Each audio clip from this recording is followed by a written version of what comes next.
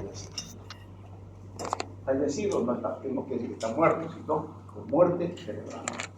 Se ha convertido en tratamiento de elección para la mayoría de los pacientes con enfermedad renal. Consiste en la colocación de un riñón sano proveniente de la persona en la parte baja de la boca. ¿Cómo se elige un riñón? Nunca, y esta señorita va a dar su riñón a su hermana, nosotros tenemos que hacer una arteriografía renal. Puesto que sí. Antes no existía la urotomografía, no existía. Entonces, teníamos que hacer una urografía expresora y luego una arteriografía renal selectiva para que nos muestre cuántas arterias tiene su riñón derecho y cuántas arterias tiene el riñón izquierdo y las venas. Cuando generalmente hay 2 arterias, hay 2 venas.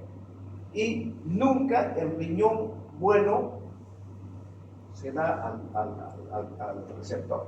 El riñón bueno queda con la paciente y el otro riñoncito que tenga alguna variación, alguna cosita, se da para el paciente receptor. ¿Entienden?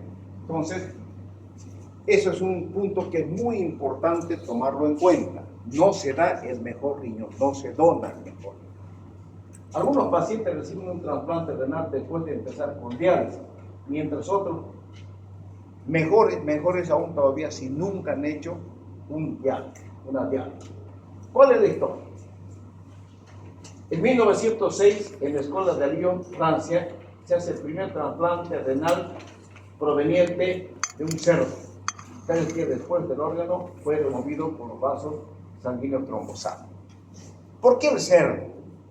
Ustedes saben que, ¿alguien sabe quién fue don Aristóteles Onassis? No saben, son muchachos. Aristóteles Onassis era un naviero griego, así un viejo, y se casó con una mujer hermosa que era la viuda de John Fitzgerald Kennedy, que fue presidente de Estados Unidos. Hinchado en plata, millonario. La mujer hermosa lo vio al otro y se casó con él. ¿Qué le ha visto Pero sabrá pues ya, ¿no? Entonces, ese hombre, con tantos millones tenía, tuvo una insuficiencia hepática y le dijeron trasplante hepático. No podían encontrar un órgano que sea, de acuerdo al cross-match, ideal para ese hombre. Él quería algo ideal para él. Y buscaban. Entonces ya, para que no se muera, le hicieron vivir un tiempo con un hígado de cerdo. Un tiempo vivió con un hígado de cerdo, que luego le hicieron un trasplante hepático y con eso el hombre volvió a la vida. Claro, que después al tiempo se murió. ¿Por qué? Porque todo órgano trasplantado no piensen que es eterno. El riñón, término medio, dura 12 años. Pero en medicina nada 2 más 2 es 4. Yo he visto un señor que vivía en mi barrio, allá en el barrio Las Misiones, que tuvo 18 años de trasplante renal, y el papá de un compañero de curso mío de La Salle vivió 20 años con un trasplante renal. Se murió, fue dado por su hijo. ¿Ya?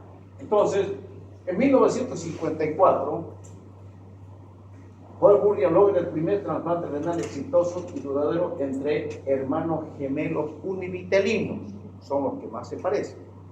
Porque los bivitelinos, univitelinos vienen en la misma bolsa, ¿no es cierto? Los bivitelinos diferentes.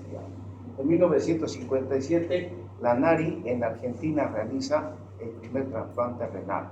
Y en la Argentina prácticamente se crea el primer banco de tejidos a través de esta ley. Tampoco lo piensen que no voy a preguntar esa ley.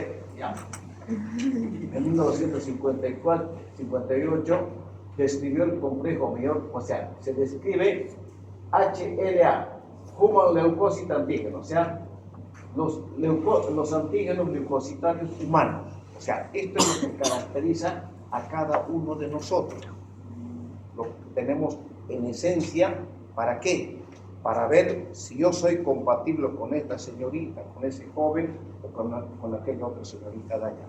Entonces, este estudio se tiene que hacer prácticamente a todos los pacientes que van a recibir y que van a donar su riñón. ¿Ya? Inmunológicamente, trasplante autólogo es cuando se realiza el trasplante del mismo paciente. O sea, este riñón de esta señora le pongo aquí en su fosa iliaca, por algún motivo, pero tengo que poner este riñón acá. Eso es un trasplante autólogo. Si le da a su hermano, se llama singénico. Alogénico, cuando es un paciente no emparentado. Esta señorita le da el riñón a esta señorita, con su pariente. Y senotrasplante cuando viene de distintas especies. Tenemos el cerdito, ¿cierto? Clasificación del trasplante. El autotrasplante, que es el mismo individuo, nuevamente. El isotrasplante son genéticamente idénticos. Sácale una fotografía de esto, por favor. Sácale. ¿Quieren que vuelva a ver, ahí? Sáquenle esto. ¿Ya? Sáquenle eso. El allotrasplante, genéticamente diferentes, y heterotrasplante son de diferentes especies. Ya, ¿no?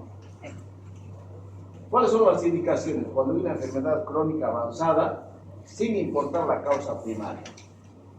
Cuando hay un descenso grave del filtrado glomerular y cuando es muy prevalente en otras enfermedades crónicas, enfermedades cardiovasculares, hipertensión arterial, la diabetes, la obesidad y enfermedades oncológicas. Aquí en Santa Cruz, jóvenes, existe mucho la poliquistosis renal. Trasplantamos hartos pacientes diabéticos y con poliquistosis renal. ¿Se acuerdan que hablamos de la poliquistosis renal, no es cierto? Ya. Contraindicación, aquí también, saquen una fotita. Contraindicaciones del trasplante renal. Hay absolutas y relativas. Como hablando de una urografía excretora, ¿verdad? Las contraindicaciones absolutas, HIV, no se puede. Enfermedad tumoral maligna con corta vida de vida, con corta expectativa de vida. ¿Para qué? Si ya se va a morir. Enfermedad crónica con perspectiva de vida inferior a 1 año. Enfermedad psiquiátrica no controlada. No podemos, ¿no es cierto? Y abuso de sustancias tóxicas. A ver, a un paciente drogodependiente, ¿le van a poner un riñón? No puede. Porque cuando le muestren y le hagan así, va a salir tostando tras lo que le quieren, ¿no es verdad? No se puede. Y estas son las relativas. La edad del paciente, que toman en cuenta la enfermedad cardiovascular, cerebrovascular, enfermedad vascular periférica, enfermedades gastrointestinales, tumores, etiologías de la insuficiencia renal crónica, una hiperinmunización y una evaluación urológica. Se tiene que hacer siempre. O sea, para todo paciente que se va a hacer trasplante, visita a todos los especialistas, comenzando del dentista, otorrino. No tiene que haber foco de infección, jóvenes. Si hay una otitis, cura otitis. Si hay un diente chío por ahí, tiene que curar los dientes chíos.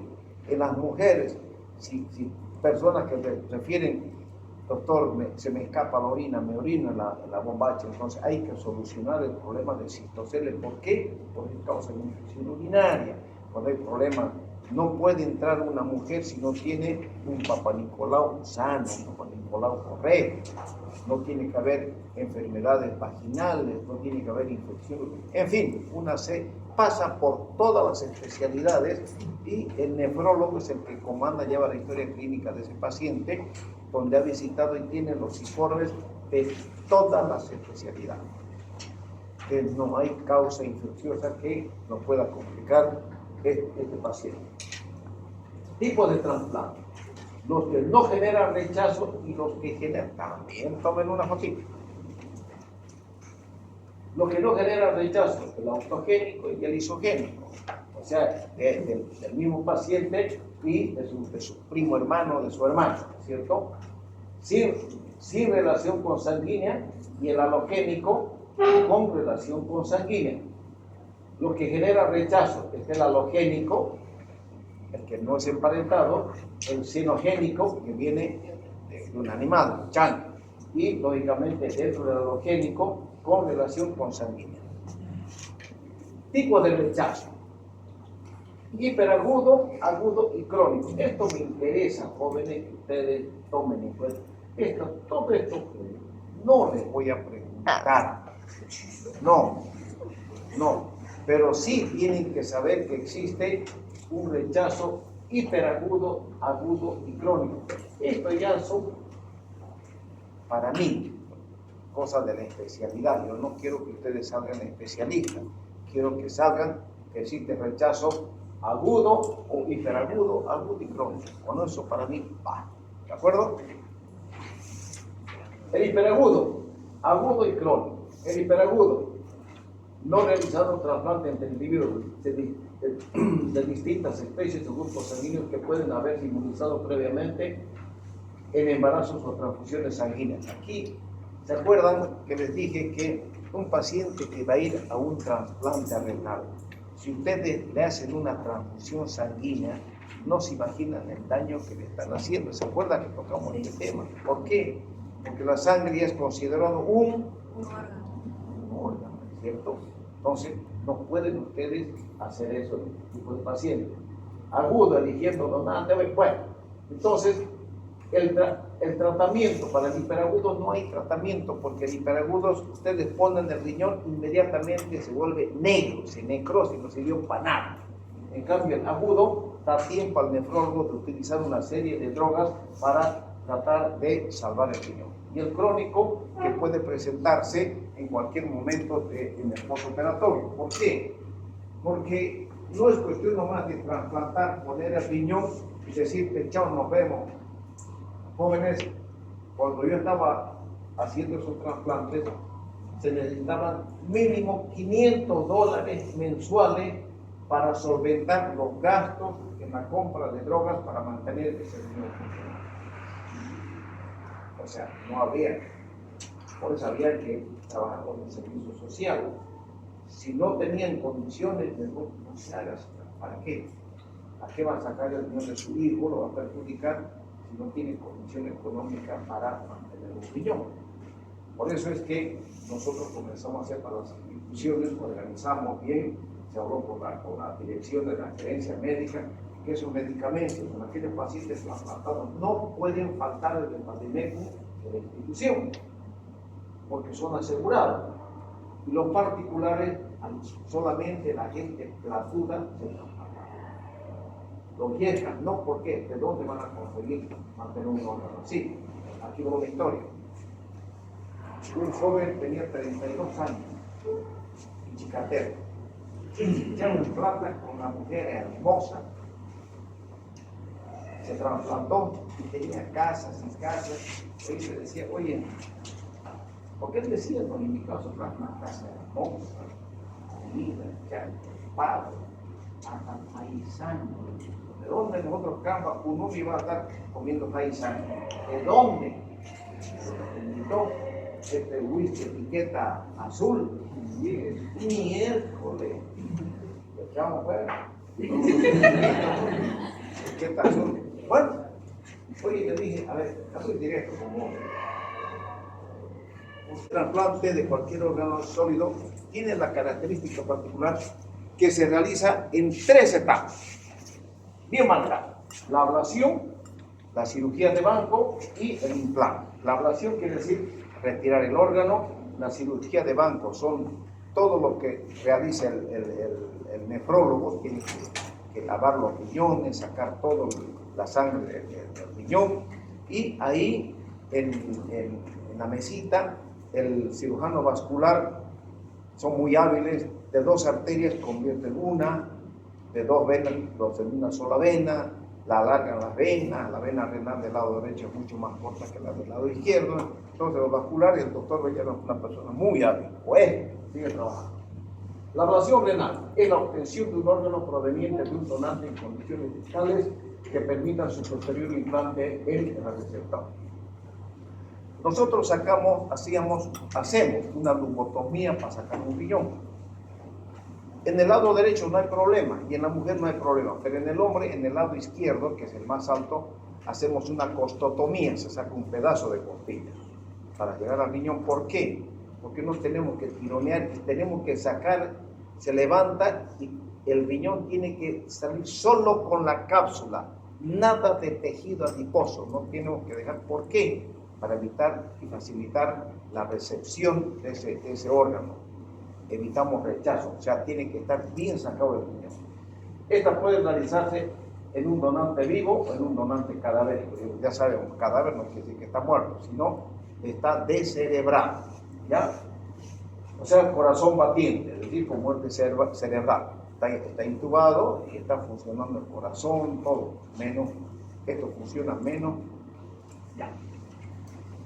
¿Qué es la cirugía de mama? En este tiempo se intenta optimizar el órgano a ser implantado, corrigiendo aspectos, lo que les dije, anatómicos de la arteria, de la vena, en fin. Así mismo se desgrasará el riñón para minimizar el tejido extraño a implantar. Ya nosotros aprendimos a hacerlo en el momento de retirar el riñón, cosa que el nefrólogo, como está con su lámpara y con luz, él si da alguna grasita nos reclamaba, porque tenía que hacer el trabajo perfecto. Por favor, nada de tejido adiposo alrededor de la cápsula renal. En el caso del órgano proveniente de un donante vivo, es muy importante la rápida perfusión de solución de preservación fría. ¿Qué quiere decir?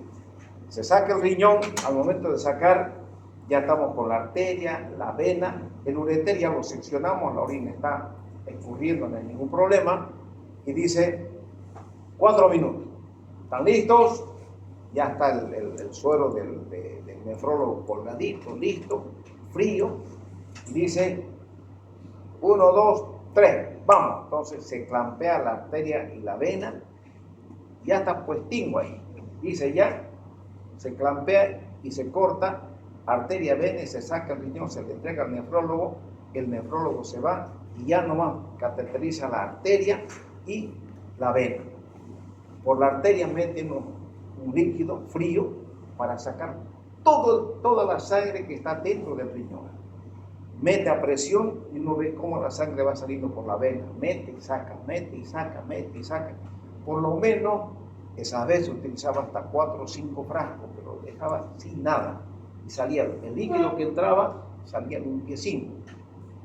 Y decía, no hay hachi todavía, meta. Y había que ayudarlo, ¿no? Y mientras nosotros ya ligábamos la arteria, ligábamos la vena, cerrábamos nuestro paciente y listo, terminábamos la cirugía. El riñón se encargaba él. ¿Ya? Bueno, las maniobras más frecuentes de la cirugía de blanco consisten en unificar en un óstium frecuente, bueno, lo que les decía, si son 2 arterias, se convierte en una, si son 2 venas, se convierte en una. El implante, con el paciente bajo anestesia general, siempre fue con anestesia general, nunca hicimos con raquín y con pene. Se procede a realizar el trasplante que incluye 3 etapas bien diferenciadas: el abordaje, el tiempo vascular y el tiempo urológico. El abordaje, desde mediados de los años 80, se combinó en un congreso internacional que el primer trasplante se ponía en la fosa ilíaca. Siempre va cruzado. Del derecho va a la fosa ilíaca izquierda, del riñón izquierdo va a la fosa ilíaca derecha. El abordaje es estrictamente extraperitoneal, no entramos para nada en cavidad peritoneal, permitiendo la disección de los vasos ilíacos externos, tanto la ilíaca externa, la arteria, como la vena ilíaca externa. Y de ser necesario, el ureter propio sobre el cruce del ilíaco. Existe la posibilidad de colocar el riñón en posición intraperitoneal. Aquí está, esta es la incisión nosotros hacemos, ¿no? Más o menos se llama un palo de golf o media Pfannenstiel. La media Pfannenstiel viene desde acá más o menos. Pero esta es la incisión que nosotros realizamos. Aquí está. Aquí está esta ilíaca externa, esta es la interna, esta es la vena ilíaca externa. Aquí fíjense, esta es la vena, esta es la arteria, no sé si da para ver, da para distinguir. ¿Sí?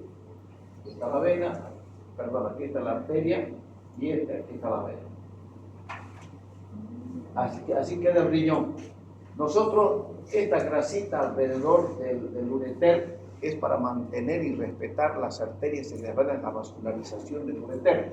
Pero aquí no tiene que quedar un ápice de tejido graso, lo dejamos bien limpiecito. Ahí estamos haciendo el implante. Tiempo vascular. Esto nosotros, el urólogo no lo hace el cirujano vascular. Con el riñón en posición se procede a la anastomosis vascular. Lo más frecuente es realizarla de forma término-lateral a los vasos ilíacos externos con sutura vascular continua de polipropileno 6,0. No pongan 6, pero es polipropileno. Ya, fíjense, término lateral. Esta es la arteria, la ilíaca externa. El nefrólogo, el cirujano vascular tenía un aparato muy interesante. Tenía una agujita que entraba funcionaba la arteria, y luego venía un aparatito redondo, bien redondito, que entraba y le sacaba un redondo perfecto de la arteria. Y ahí hacía su anastomosis. O sea, no había necesidad de que le esté cortando, nada. Siempre tenía un aparatito interesante que se trajo de la Argentina. Todo el mundo miraba porque era en un ratín. Funcionaba con una aguja y luego con una jeringuita así y sacaba el redondo perfecto de la arteria. Solo se utilizarán puntos en niños. Cuando se hace trasplante en niños, el órgano tiene que crecer, y para que crezca, la sutura tiene que ser en puntos separados, no en punto continuo como nosotros lo hacemos en los adultos. Se comienza con la anastomosis venosa en la posición más cómoda para la vena, sin tensión ni acuaduras, ya que el vaso más factible de obstruirse. Claro que si la vena cae, o si el riñón lo ponemos muy largo, la vena se dobla y da problemas, claro que sí. Entonces, el secreto, se anatomizaba primeramente la arteria, que era la que más fija quedaba, y de acuerdo a eso nos le daba el tamaño de la vena para que no se esté torciendo. Entonces el vascular le cortaba un pedacito y caía perfectamente para evitar las acodaduras o que se doble la vena renal. Aquí está, este es el riñón, esta es la vena ya anatomosada. Tiempo urológico, aquí está. Las mayores complicaciones en un trasplante renal son las urológicas. Ustedes dirán, ¿qué? ¿Son burros? ¿No pueden? No sé. Lo que pasa es que el paciente, tomen en cuenta, es un paciente que está inmunodeprimido. Entonces, si yo a esta señorita le hago un implante ureteral, por Dios que con 4 puntos que le dé, ese uretero va a pegar. Porque no es inmunodeprimida. Es joven, con 4 puntos se acabó el chilerín. Además, en cambio, en estos pacientes tenemos que hacer un punto que lo mantenga fijo y una sutura continua sin apretar mucho, sin comprimir, para mantener una buena vascularización. Y aún así existen problemas de tipo urológico. Por eso es que aprendimos cuando en las operaciones que hacíamos a un comienzo, entonces teníamos que buscar y poner en otro lugar, hasta que comenzamos a utilizar el ureter propio del mismo paciente. ¿Me entienden, no es cierto? El ureter está implantado en la vejiga del riñón mismo, trasplantado, pero nos da problemas. Entonces ese ureter lo cortábamos y se lo ligaba, lo más bajo que se puede, se lo ligaba y se lo cortaba. Y ese pico que nos quedaba de ureter, íbamos al ureter del mismo paciente, lo cortábamos el ureter y la porción superior del riñón lo ligábamos, y bueno, si estaba dañado el riñón, ¿qué nos importaba? ¿No es cierto? Se lo ligaba nada más. Y el ureter propio del paciente, como ya estaba implantado en su vejiga, lo anatomosábamos con una anatomosis término-perineal. Eso nunca hacíamos de entrada, sino era una opción en caso de que las papas queden. ¿Entienden, verdad? Ya. Dice, asimismo se puede recurrir al uréter del receptor para confeccionar una ureteroanastomosis. Aprendimos nosotros a manejar muy bien, y desde esa vez prácticamente respirábamos con más tranquilidad cuando comenzamos a hacer esta ureteroanastomosis. Complicación que teníamos directamente y solucionaba nuestros problemas, pero nos costó, digamos, adecuarnos a esta nueva conducta porque no teníamos mucha experiencia, hasta que fuimos ganando la experiencia y bueno, subimos a salir adelante. Ahí están las diferentes cirugías, está ya anatomosada la vena, la arteria, y aquí está el ureter. ¿Ya? Fíjense, Este es el neoimplante ureteral. Nosotros abrimos aquí la serosa y las 3 capas musculares y queda la mucosa, y la mucosa comienza a brotar. ¿Entienden? Y fíjense que este es el cuello de la vejiga. Entonces nos venimos aquí a la parte más inferior de la mucosa, y el ureter queda esta boca que es el ureter. Entonces yo la abro aquí, de aquí hasta acá, una vez. ¿Entienden? Estoy quitando la sutura y esto va a quedar abierto. Entonces, este punto lo voy a dar acá, que es el total, que estoy agarrando prácticamente la muscular y serosa, porque este me va a anclar, la punta del ureter, esta parte me la va a anclar, va a hacer que el ureter esté fijo, porque doy total a la serosa, ese es el secreto, para que no se mueva. Y lo de abajo, que está abierto, lo uno a la mucosa, solo a la mucosa. Y el ureter está aquí la punta, ¿no es verdad? ¿Sí o no? Sí. Esto está anclado aquí. Y el ureter queda echado en todo este trayecto. Entonces, se dan esos puntos separados del detrusor, el músculo, lo cura el ureter, y esta es el ureter intramural que me va a evitar el reflujo. Esa es la técnica antirreflujo que nosotros hacemos para que no exista el reflujo en el riñón. ¿Me están entendiendo, jóvenes? ¿Se acuerdan del tema número 4? De verdad, de neuropatía obstructiva. Ahí hablábamos de por qué el reflujo ureteral, en fin, ¿cierto? Del ureter intravesical, del ureter intramural, del ureter extravesical, de la vaina de Van Leyen, y hablábamos prácticamente del meato, como cuando nosotros orinamos. Entonces yo le agarro la mano de esta señorita, lleva la mano. Entonces yo soy la barra interureteral, agarro el meato y el otro meato. Entonces cuando van a orinar, con la barra se mantiene fijo para que el meato no se mueva, ¿no es cierto? Entonces de esa manera se mantiene fijo. Pero si yo no realizo esta técnica, va a haber reflujo. Y si hay reflujo, hay infecciones. Lo que tengo que hacer es evitar cabalmente una infección en este paciente trasplantado. Lo que quiere decir que esto tiene que ser perfecto. No puedo tener error, no puedo equivocarme en hacer este túnel. Ahora, lógicamente, tampoco le voy a apretar el coto. Todo tiene su secreto. Agarramos, suturamos. Cuando nosotros pasamos un mixter o una pinza, pasamos, y si pasa bien nomás, está bien. Pero si está muy apretado, soltamos los puntos para que la pinza entre sin dañar y salga. Una pincita tiene que entrar. No puede entrar apretado. ¿Por qué? Porque me lo va a cerrar. Entonces, esa pruebita siempre nosotros la realizamos. Ahí está. Este es el ureter. Aquí ya está fijado el punto. Y esta es la boca del ureter.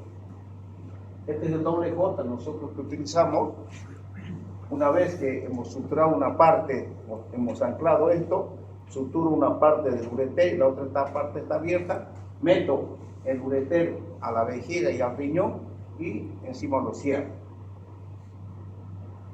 Vean ahí, está entrando, esto está entrando hacia el riñón y esto lo meto hacia la vejiga que está acá, lo meto a la vejiga y lo tapo.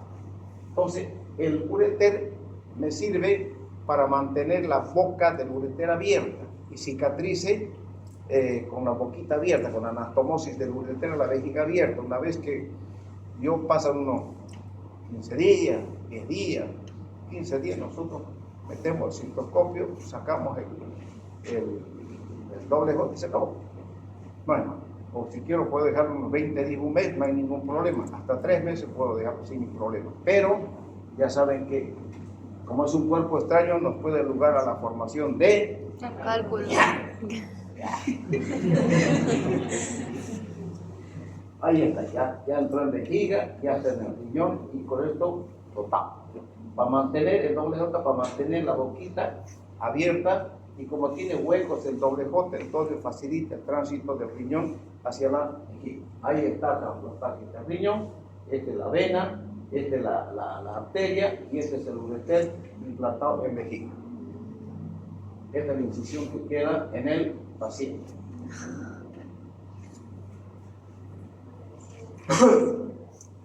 El tratamiento. Después del trasplante se puede actuar en la prevención del rechazo con la utilización de agentes inmunosupresores. Esto no está en mis manos, de mentiría si le digo que yo soy quien maneja mentira. Esto está en manos del nefrólogo. Los urólogos solamente hacemos la parte manual, la parte técnica. El nefrólogo es el que se llama la flor.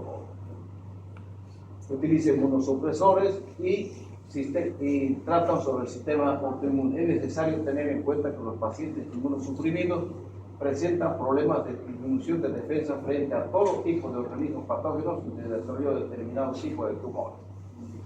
Una historia triste les voy a contar.